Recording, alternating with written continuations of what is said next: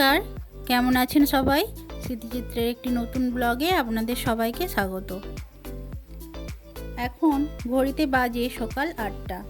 অন্যান্য দিনের মতো আজকেও আমি সমস্ত কাজকর্ম সেরে নিয়ে এখন চলে এসেছি রান্না করতে।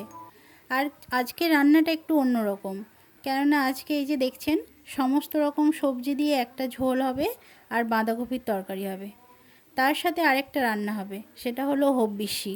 এই ঝোল আর বাঁধাকপি হচ্ছে সাম্য আর ওর ঠাকুমার, আর হব্বিসি হবে আমার আর আমার স্বামীর জন্য। আসলে কালকে আমাদের দীক্ষার দিন ধরা হয়েছে, তো যিনি গুরুদেব হবেন তিনি বলেছেন আগের দিনকে আমাদেরকে হব্বিসি করতে।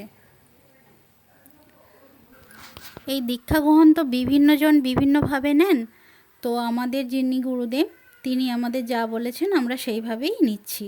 আমাদের যেহেতু বাড়ির ঠাকুর জগদ্ধাত্রী মা, সেহেতু আমরা সেইভাবেই দীক্ষাটা নিচ্ছি। আজকে রান্নাটা করতে করতে না অনেক দেরিও হয়ে গেছিলো। রান্নাটা করতে করতে বলবো না, আসলে রান্নাটা বসাতেই অনেকটা দেরি হয়েছে, সেই জন্য একটু ফাঁকিবাজিভাবে করাটা শুরু করলাম। সব আলু বাঁধাকপি সমস্ত কিছু প্রেসারের মধ্যে দিয়ে সেদ্ধ করে নিয়েছি। এবার একটু মশলাটাকে কষিয়ে, যেহেতু নিরামিষ রান্না সেহেতু পেঁয়াজ রসুন দেওয়া হচ্ছে না, তারপর বাঁধাকপিটা দিয়ে নেড়ে চেড়ে নিয়ে একটু হালকা করে জল দিয়ে বাঁধাকপিটা করে নিয়েছি। আপনাদেরও কি কোনো দিন দেরি হয়ে গেলে এইভাবে ফাঁকিবাজি রান্না করেন?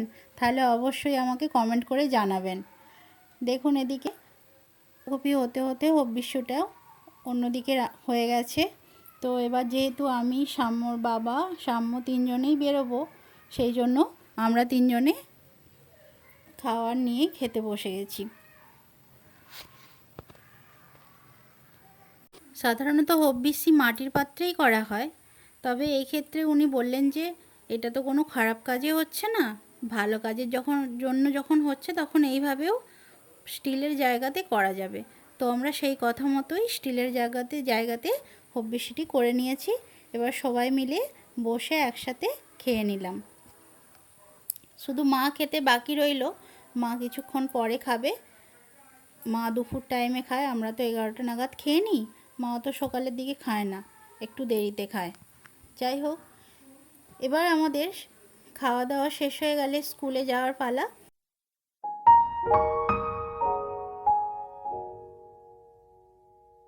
স্কুল থেকে ফিরে পড়েছি 3টে নাগাদ।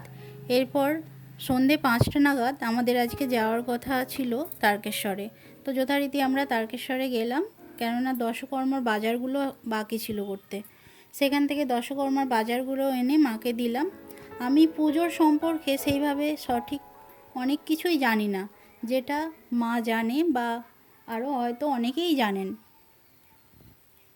তাই জন্য মাকে বললাম, মা দশকর্মার বাজার নিয়ে এসেছি। আসলে দোকানদারকে লিস্ট দিয়ে দিয়েছিলাম, তো উনি দেখে দিয়ে দিয়েছিলেন। তো আপনি যদি আমাকে একটু বলে দেন এইগুলো দেখে দেখে যে এগুলো কী, তাহলে খুব ভালো হয়। তো সেই মতো মাকে বলার জন্য মা সেগুলো একটা একটা করে বের করছে, করে আমাকে বলে দিচ্ছে। সবগুলো যে জানি না তা নয়, জানি, তবে এই যে আলতা পাতা বা মধুপক্ষের বাটি, এরকম আরও অনেক কিছু আছে যেগুলো একটু বললাম যে দেখিয়ে দাও মা। বলতে মা ওই দশকর্মার বাজারটা খুলে নিয়ে আমাকে একটা একটা করে সমস্ত কিছু দেখিয়ে নিচ্ছে আর বুঝিয়ে দিচ্ছে যে এইগুলো এই কাজে লাগে, এইগুলো এই জন্য লাগে, এইগুলো এই পুজোয় লাগে। আসলে মা না পুজোর সম্পর্কে অনেক কিছুই জানে। আমার মাঝে মাঝে মনে হয় যে মায়ের থেকে সত্যি যদি আমি এগুলো শিখতে পারতাম। তবে একসাথে তো সব শেখা সম্ভব নয়, প্রত্যেকটা মানুষই আস্তে আস্তে ধীরে ধীরে কাজ করতে করতে তবেই শেখে। আমিও হয়তো শিখবো, তবে একটু দেরি হবে। আমার বাপের বাড়িতে না আসলে এইসব পুজো অর্চনাগুলো ছিল, কিন্তু সেটা অনেক কম ছিল। মানে অনেক কিছু জিনিস হয়তো জানিই না, এগুলো কোনো দিন দেখিইনি। তো সেই হিসেবে এইখানে আসার পর যেহেতু এখানে পুজো বেশি হয়, তো মা সেগুলো আমাকে বলে দেয় যে এইটা এইভাবে করবে, এই উপোসটা এইভাবে করবে। অনেক কিছু জিনিসের হয়তো কোনো ব্যাখ্যা নেই, কিন্তু তাও মাঝে মাঝে মনে হয় যে বড়রা যখন করতে পারছে তো আমি কেন পারবো না। আসলে একটা প্রবাদ বাক্য আছে না, বিশ্বাসে মেলায় কি যেন একটা, বিশ্বাসে মেলায় অনেক কিছু, তর্কে বহুদূর, সেরকমই আর কি। যদি আমি মন থেকে কিছু বিশ্বাস করি তবে হয়তো সেটা সবটাই সম্ভব।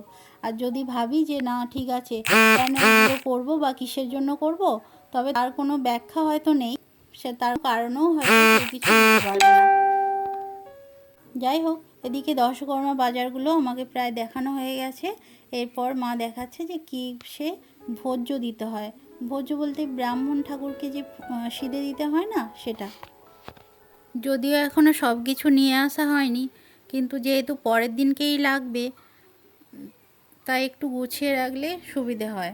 সেই জন্য মা একবারে আমাকে দেখানোর সাথে সাথে সাথে জিনিসগুলো আলাদা করে করে গুছিয়ে নিচ্ছে।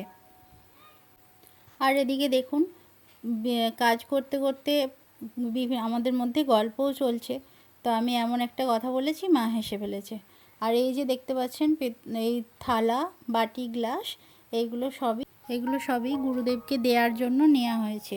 আবার এদিকে এগুলো দেখাতে দেখাতে মা বলছে, এই রে, এই যা, এইখানে দেখো হলুদের প্যাকেট, জিরে, লঙ্কা গুঁড়ো, ডাল, আসলে যেগুলো সিঁড়ি হিসেবে দেওয়া হবে বলেছিল, তো সেইগুলো বলছে যা তোমাকে দেখাতে ভুলে গেছি, তো একবার দেখো না, বলে আমি তো সেগুলো দেখে নিলাম। যাই হোক, এবার আসছি আসল ব্যাপারে। আমাদের বাড়িতে না এক মূর্তি ছিল, কিন্তু সেভাবে ভালো কোনো মূর্তি ছিল না। সেই জন্য এইটা যে ঠাকুর দেখছেন, ইনি হচ্ছেন আমাদের বাড়ির জগদ্ধাত্রী দেবী, আমাদের বাড়ির মা। তো আবার নতুন করে নিয়ে আসা হয়েছে। আর এদিকে ঠাকুরমশাইয়ের জন্য নেওয়া হয়েছে, মায়ের জন্য নেওয়া হয়েছে শাড়ি, ঠাকুরমশাইয়ের জন্য পাঞ্জাবির কালারটা কিন্তু বেশ ভালো হয়েছে, জানি না আপনাদের কেমন লাগছে। আর একটা নেওয়া হয়েছে পাটের কাপড়।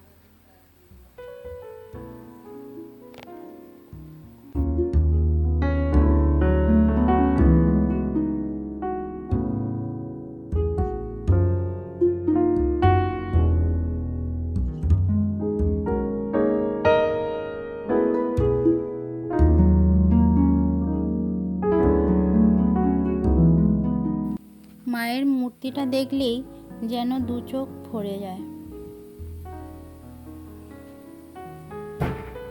এদিকে দেখুন, সাম্যর বাবা ফল নিয়ে চলে এসেছে, যেই ফলগুলো আনা বাকি ছিল তো সেগুলো নিয়ে চলে এসছে। আর পুজোর ঘটে দেওয়ার জন্য পঞ্চপল্লব ও পুজোর অন্যান্য আরও সামগ্রী নিয়ে এসেছে। ঠিক আছে বন্ধুরা, আজকের মতো এই ব্লগটি এখানেই শেষ করছি। এরপরে দেখা হবে আরও একটি নতুন ব্লগে। ততদিন আপনারা সবাই সুস্থ থাকবেন, ভালো থাকবেন। নমস্কার।